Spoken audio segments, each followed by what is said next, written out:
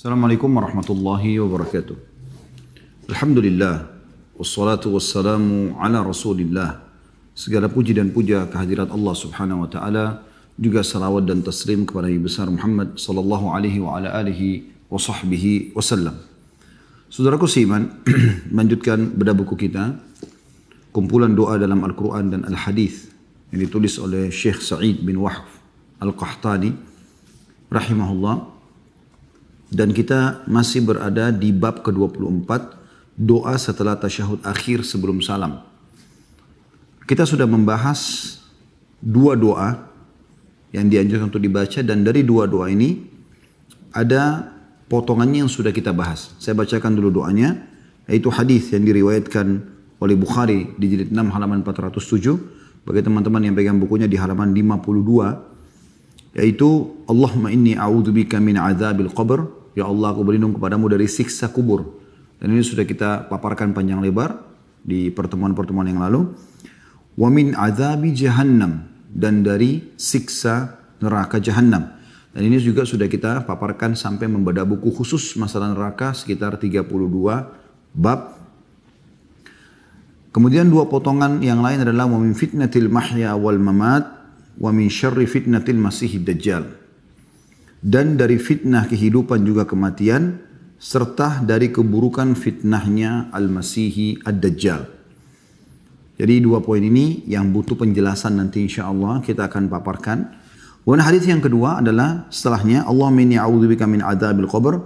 Ya Allah, aku berlindung kepadamu dari siksa kubur, dan sudah kita jelaskan bagaimana siksa kubur itu ada, dan nikmat kubur juga ada, tergantung keadaan orang tersebut. Kalau dia meninggal dalam keadaan kafir, munafik, musyrik, ya, atau pelaku dosa-dosa besar yang tidak sempat taubat, mungkin terkena siksa kubur ini. Tapi yang sebelumnya orang kafir, orang musyrik, munafik pasti kena siksa kubur, apalagi siksa neraka. Maka kita berlindung dari siksa kubur tersebut karena dia pasti ada bagi orang-orang seperti ini. Dan orang yang beriman, bertaubat semasa hidupnya kalaupun dia pelaku maksiat, maka mereka akan merasakan nikmat di kuburan tersebut. Yang sudah kita sebutkan juga sebab-sebab siksa kubur, ya. Kemudian yang kedua, wa'udzubika min fitnatil masihid dajjal, dan aku berlindung kepadamu dari fitnah masih dajjal. Ini yang belum kita paparkan. Wa'udzubika min fitnatil mahya wal mamat, ini juga yang belum kita paparkan. Ini sama dengan potongan doa yang pertama. Lalu ada tambahan yang terakhir, Allahumma inni a'udzubika minal ma'thami wal maghrab. Ya Allah, jauhkanlah aku dari segala jenis dosa dan juga hutang. Kita akan masuk teman-teman sekalian menjabarkan tentang masalah potongan doa yang ketiga dari doa yang pertama, ya. Setelah kita berlindung dari siksa kubur, berlindung dari siksa neraka jahannam, lalu dikatakan wa min fitnatil mahya wal mamat. Dan selamatkan kami dari fitnah kehidupan dan fitnah kematian. Ini di dua potongan doa tentu ada, ya. Kita akan coba teman-teman sekalian paparkan lebih jauh tentang masalah ini. Nabi SAW menyebutkan di dalam doa beliau yang lain, diriwayatkan oleh Imam Bukhari nomor 5890, yaitu dari Anas bin Malik radhiyallahu anhu, yaqul, dia berkata, karena Nabi SAW yaqul, dulu Nabi SAW sering mengucapkan, Allahumma inni a'udzubika minal ajzi wal kasal.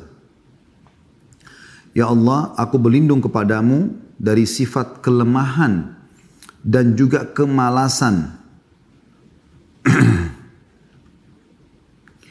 Wal jubni wal bukhul, sifat pengecut dan juga pelit. Wal harami, dan juga kepikunan. Wa a'udzubika min adzabil qabri, dan aku berlindung kepadamu dari siksa kubur. Wa a'udzubika min fitnatil mahya wal mamat, dan aku berlindung kepadamu dari fitnah kehidupan dan fitnah kematian. Fitnah, teman-teman, bermakna adalah semua yang tidak disukai oleh orang, ya. Apapun yang dia tidak sukai bisa dikatakan fitnah. Fitnah bagi dia. Maka bisa saja fitnah adalah sesuatu yang diucapkan oleh orang lain yang dia tidak kerjakan, yang sering kita bahasakan, oh itu fitnah misalnya, ya. Bisa juga bermakna apapun yang sifatnya tidak menyenangkan bagi seseorang dari sindiran, ya, dari gangguan, bisa dikatakan juga fitnah buat dia. Masuk dalam fitnah juga teman-teman sekalian adalah misal ada kematian, ada kecelakaan, bisa dikatakan fitnah. Makanya di sini dikatakan fitnah kehidupan. Bisa juga bermakna fitnah terjerumus dalam kemaksiatan. Perselingkuhan dalam rumah tangga tapi yang haram, ya. Laki-laki berhubungan haram dengan perempuan selain istrinya, perempuan berhubungan haram dengan laki-laki selain suaminya. Fitnah buat dia. Dia terkena fitnah yang akhirnya membuat ujung-ujungnya ribut dengan pasangan dan tidak enak buat dia. Di sini teman-teman kita berlindung kepada Allah Subhanahu wa taala dari fitnah kehidupan, artinya jangan sampai apa yang kita lalui itu justru merusak keimanan kita. Jadi kalaupun misalnya ada kecelakaan itu mungkin bukan menimpa kita tapi orang lain. Cuman kita anggap itu karena kita sempat melihatnya, terkena misalnya wilayah kita gempa banjir, maka kita anggap itu fitnah. Dia kita ambil pelajaran buat dia atau buat pelajaran dari kejadian tersebut. Jadi maksudnya fitnah kehidupan supaya kita tidak terjerumus dalam masalah tersebut, ya. Penyakit yang kronis misalnya, hilangnya harta dan segala macam hal. Kalaupun kita terjerumus, maka kita terjerumus pada hal-hal yang memang sebatas Allah izinkan, seperti misalnya kematian. Kematian kita atau kematian kerabat kita justru menjadi momentum kita makin dekat dengan Allah. Bukan justru menjadi momentum untuk kita mendapat hukuman dari Allah Subhanahu wa taala. Itu namanya atau minta selamat dari fitnah kehidupan. Kemudian fitnah kematian, yang sini dikatakan wa min fitnatil mahya wal mamat. Fitnah kematian cukup banyak. Misalnya meninggal dalam keadaan su'ul khatimah. Itu fitnah kematian. Dalam keadaan naudzubillah bermaksiat, lagi joget-joget, lagi mabuk, narkotika, ya, pesta, maksiat kepada Allah Subhanahu wa taala, seks bebas dan seterusnya. Itu fitnah kematian. Kita tidak berharap agar meninggal dalam keadaan tersebut, kita berharap malah husnul khatimah, ya. Maksud dalam fitnah kematian adalah bagaimana syaitan datang untuk menyesatkan lidah seseorang agar tidak mengucapkan la ilaha illallah di akhir hidupnya. Itu juga fitnah kematian. Fitnah kematian, ya. Juga maksud dalam fitnah kematian adalah sesuatu yang menyakitkan, yang dia harapkan pada saat dia mati. Walaupun matinya nanti adalah baik, tapi melalui proses misalnya seperti misalnya orang kebakaran atau yang lain-lainnya, kita berharap selamat dari fitnah-fitnah tersebut. Ini yang kita mohon kepada Allah Subhanahu wa taala. Kemudian potongan yang selanjutnya teman-teman, wa min syarri fitnatil masiihid dajjal, di potongan pertama, di doa pertama ini di potongan keempat, di doa yang kedua dia potongan yang kedua, ya. Dan jauhkanlah kami dari fitnah al-masiihid dajjal. Al-masih, masih artinya yang terhapus. Dajjal dari kata-kata dajjal artinya kekacauan. Dia mendapatkan julukan al-masih karena mata kanannya terhapus, rusak. Makanya Nabi SAW mengatakan, ketahuilah Tuhan kalian tidak buta sementara Dajjal buta mata kanannya. Ada orang lain yang diberikan julukan Al-Masih juga, itu Al-Masih Isa alaihissalam. Al-Masih Isa alaihissalam. Nabi Isa alaihissalam diberikan julukan Al-Masih karena dengan datangnya dia terhapuslah kemusyrikan, kekafiran alaihissalatu wassalam. Maka Nabi Isa alaihissalam punya julukan Al-Masih tapi beda dengan Dajjal, ya. Kita sekarang masuk ke Dajjal. Dajjal ini siapa? Orang dari keturunan anak Adam yang akan menjadi sumber fitnah bagi manusia di masanya dia keluar nanti di akhir zaman. Dan dia termasuk tanda-tanda kiamat besar yang pertama. Tanda-tanda kiamat besar yang pertama. Dan Dajjal ini teman-teman disebutkan dalam hadis Tamim ad-Dari dalam riwayat Bukhari yang cukup panjang, kalau dia sudah ada, ya. Dan bagaimana Tamim ad-Dari bertemu dengannya. Waktu itu Tamim ad-Dari beragama Nasrani. Dia beragama Nasrani. Dia naik kapal, kapalnya dihempas oleh ombak yang besar sampai dia tidak sadarkan diri. Kemudian mereka pada saat sadar sudah berada di sebelah atau di pinggir sebuah pulau. Kemudian dia pun masuk ke pulau tersebut karena dijemput oleh hewan yang penuh dengan bulu badannya. Kemudian mengatakan di tengah bulu ini ada orang yang mau menemui kalian. Kemudian mereka pun tiba di sana, di sebuah gua ada seseorang yang diikat di rantai dan matanya sebelah kanan rusak. Menanyakan banyak hal kepada dia. Di antara yang ditanya adalah, apakah sudah keluar seorang nabi yang buta huruf di Jazirah Arab? Kata Tamim Ad-Dari dengan teman-temannya, sudah. Kata Tamim Ad-Dari dan teman-temannya, sudah. Ya. Kemudian Dajjal mengatakan, apa yang terjadi dengannya? Kata Tamim Ad-Dari, dia diusir oleh kaumnya dari kotanya, dari Mekah. Dan sudah hijrah ke Madinah. Lalu kata Dajjal, atau orang itu, apakah benar yang kau ucapkan? Dia bilang, iya.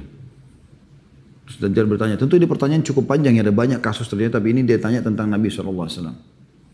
Maka berkatalah Dajjal pada saat itu, apa kau sudah beriman? Kalian sudah beriman? Kata Tamim Ad-Dari dengan teman-temannya, belum. Kata Dajjal, pulanglah berimanlah, sesungguhnya aku adalah Dajjal yang akan keluar di akhir zaman nanti. Maka Tamim Ad-Dari naik di kapal dengan teman-temannya, kemudian langsung menuju ke kota Madinah. Lalu begitu tiba di masjid, syahadat lalu menceritakan apa yang dia temukan kepada Nabi SAW. Kebetulan pada saat itu Nabi SAW baru saja selesai menceritakan kepada para sahabat tentang ciri-ciri Dajjal. Lalu Nabi SAW kumpulkan kembali para sahabat lalu berkata, dengarlah, lihatlah ini. Ya. Apa yang saya ceritakan tadi ini orang baru menyaksikan sendiri dengan mata kepalanya. Dajjal Allahu alam berapa umurnya, tapi jelas dia akan mati nanti di tangan Nabi Isa alaihissalam. Tanda-tanda kiamat yang kedua setelah Dajjal keluar nanti di akhir zaman, yaitu turunnya Nabi Isa alaihissalam yang akan membunuh dia di Babulut di wilayah Palestina. Ceritanya cukup panjang teman-teman sekalian, tapi yang kita khawatirkan adalah fitnahnya. Di sini dikatakan, dan selamatkan kami dari fitnah Masih Dajjal. Apa fitnah dia? Dia mengaku sebagai Tuhan, dan salah satu wilayah itu beriman kepada dia, maka secara otomatis subur pada saat Dajjal tinggalkan itu. Dan kalau dia orang-orang wilayah itu tidak mau beriman, tidak mau mengaku dia sebagai Tuhan, pada saat Dajjal pergi maka akan terjadi paceklik, ya, kekeringan, kesusahan hidup dan seterusnya. Sebagai fitnah, makanya dikatakan fitnah. Ya. Kemudian dia juga kata Nabi SAW, tidak ada tempat pun di muka bumi ini, nggak ada lereng, nggak ada jalan-jalan kecil kecuali akan dilewati oleh Dajjal. Dia akan masuk semua kecuali Madinah dan Mekah. Nah, di Madinah akan ada malaikat yang menghembuskan pedangnya di setiap pintu-pintu gerbangnya. Dajjal terus membuat kerusakan di muka bumi. Sampai-sampai kata Nabi SAW dia datang di satu wilayah. Lalu dia mengatakan kepada orang di wilayah itu, mana pemimpin kalian? Lalu ditemuilah. Setelah itu dia mengatakan, aku adalah Tuhanmu. Dajjal bilang sama orang tersebut, aku adalah Tuhanmu. Maka orang tersebut mengatakan, kau manusia biasa seperti saya. Dari mana buktinya kalau kau sebagai Tuhan? Maka Dajjal mengatakan, bagaimana kalau saya hidupkan kedua orang tuamu? Apa kau yakin saya Tuhan? Kata orang tersebut, kalau kau bisa hidupkan orang tua saya, tentu saja. Maka Dajjal mengatakan, tunjukkan di mana kuburannya. Ditunjukkan, orang-orang pada ikut, kemudian Dajjal mengatakan, keluarlah. Terbuka kuburan tersebut, lalu keluarlah kedua orang tua pemimpin wilayah itu. Lalu mengatakan, wahai anakku, ini Tuhanmu, maka ikutilah dia. Maka kufurlah orang tersebut bersama dengan pengikut-pengikutnya di negeri itu. Maka pada saat itu kata Nabi SAW, ketahuilah, yang keluar dari kuburan bukan orang tua pemimpin wilayah tersebut, tapi dua syaitan yang menjelma seakan-akan kedua orang tua pemimpin tersebut. Jadi di sini teman-teman kita kalau baca hadis jangan setengah-setengah, harus baca sampai tuntas supaya kita tahu apa informasi terakhir yang disampaikan oleh Nabi SAW. Kemudian teman-teman Nabi SAW mengingatkan kepada kita, kalau kalian ketemu Dajjal, bacalah ya surah Al-Kahfi atau 10 ayat pertama Al-Kahfi, gitu kan? Yang kita dianjurkan untuk dibaca di malam Jumat. Juga Nabi SAW mengatakan setiap orang beriman akan membaca di dahinya kafara atau kufur. Kemudian juga Nabi SAW sudah mengingatkan tentang masalah kalau orang beriman, kalau kalian mendengarkan Dajjal di sebuah lokasi, pergilah, menjauhlah. Jangan kalian mengatakan imanku kuat lalu kemudian dia jadi pengikutnya. Tapi kalau kalian bertemu tiba-tiba, maka kokohkanlah kaki kalian. Ketahuilah di tangan kanan Dajjal terlihat api dan tangan kirinya terlihat air sejuk. Maka kalau kalian ditangkap oleh Dajjal, pilihlah yang di tangan kanannya, maksudnya apinya. Karena sungguh itu adalah air yang sejuk. Dan api yang di tangan kirinya, justru air sejuk di tangan kiri itu adalah api yang membara di dalamnya. Dan dia tidak bisa masuk ke Madinah sampai dia dikatakan oleh Nabi SAW dia akan naik ke atas sebuah gunung nanti di Madinah dan dia mengatakan kepada para pengikutnya, apakah kalian melihat istana putih itu? Kata para teman-teman Dajjal, iya. Kata Dajjal, itu adalah istana Muhammad yang aku tidak diizinkan untuk masuk ke dalamnya. Kemudian setelah itu Dajjal pun turun dari gunung tersebut lalu dia menyentakkan kakinya ya, di luar pintu gerbang Madinah sampai terjadi goncang gempa di Madinah dan keluar semua orang munafik, tersisa orang beriman saja di Madinah. Dan pada saat itu keluar seorang anak muda yang terbaik pada zaman itu, kemudian menemui Dajjal, lalu Dajjal mengatakan, aku adalah Tuhanmu. Maka dia bilang, tidak, kau adalah Dajjal yang telah disampaikan oleh Nabi SAW. Kata Nabi SAW, lalu Dajjal pun mengambil gergaji lalu membelah dua anak tersebut. Anak muda tersebut dari tengah-tengah kepala sampai ke kemaluannya. Terbelah dua, lalu Dajjal lewat tengah-tengahnya untuk demo di depan para pengikutnya. Maka pengikutnya para tepuk tangan bersorak-sorak dengan kelebihan itu. Kemudian Dajjal mengatakan hiduplah, bersatu kembali tubuh itu. Tentu ini permainan sihirnya Dajjal. Allah Subhanahu wa taala dengan izin dia lah semua apapun bisa terjadi gitu kan. Lalu Dajjal mengatakan, apa kau sudah beriman saya adalah Tuhanmu? Kata anak budak tersebut, saya tambah yakin kau adalah Dajjal. Setelah itu kata Nabi SAW, dia berusaha membunuhnya. Dajjal berusaha membunuh anak budak tersebut tapi tidak bisa. Ya, sampai akhirnya dia meninggalkan Madinah, kemudian dia pergi sampai menuju ke Babulut di wilayah Palestina ya. Sekarang dikuasai oleh Israel.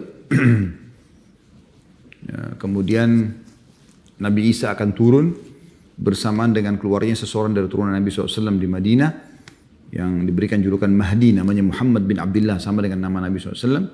Fisiknya juga sama dengan Nabi, mirip ya. Tapi akhlaknya tidak sama dengan akhlak Nabi SAW dulunya. Tidak ada yang sama dengan akhlak Nabi SAW. Sebagaimana beliau sebutkan dalam hadis. Kemudian sholat menuju ke Babulut ingin menyerang Dajjal sampai di Menara Putih di Damaskus, ibu kota Syria. Ya, masjid jami'nya kurang lebih. Ya. Disitulah pada saat Mahdi mau sholat jamaah asar, turun Nabi Isa AS dari langit dengan memegang dua sayap malaikat di kiri kanannya.